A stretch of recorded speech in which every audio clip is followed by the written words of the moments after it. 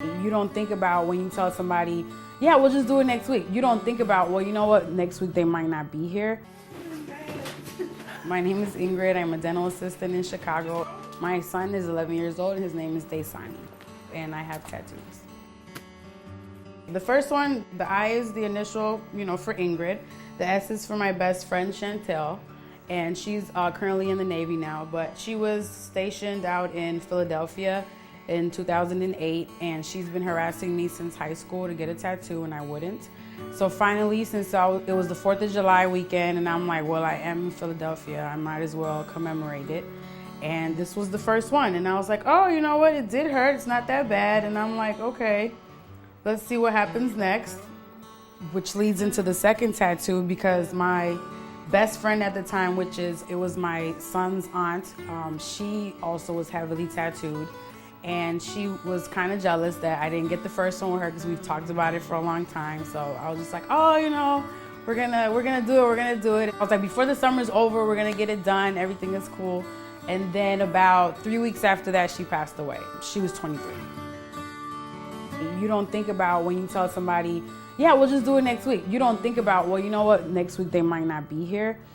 It just opened my eyes to a lot of things. And it was just like, oh my gosh, literally, she wasn't like walking down the street and got hit by a truck. It was just, she got sick, so it really hit me hard. Like, wow, you literally don't know what can happen. So my whole thing is, whenever I leave this earth, I want people to always remember she always did what she said she was gonna do. She never, went backwards on her word or anything like that. Like, that really opened my eyes to, you have to do everything when you have the time.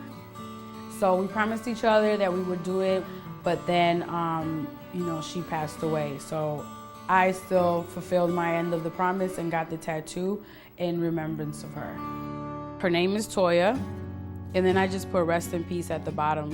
And I have her tattooed right here, which is my right hand, because she was my right hand girl. I had actually got the tattoo the next day that she passed away. So it's a picture of a fairy, and she's just sitting on a flower.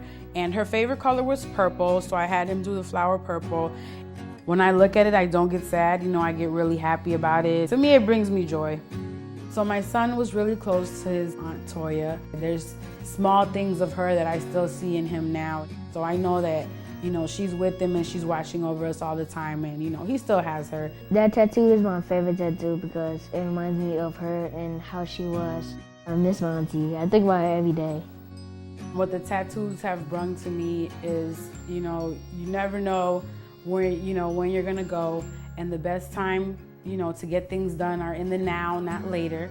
I use my tattoos as kind of a lesson learned and try to teach everybody else, don't wait until whenever to get stuff done. Just do it now, because we don't do it now, then we're never gonna get a chance, and then it's always the would've, could've, and should've that always, take away from the good things that you could have done in life.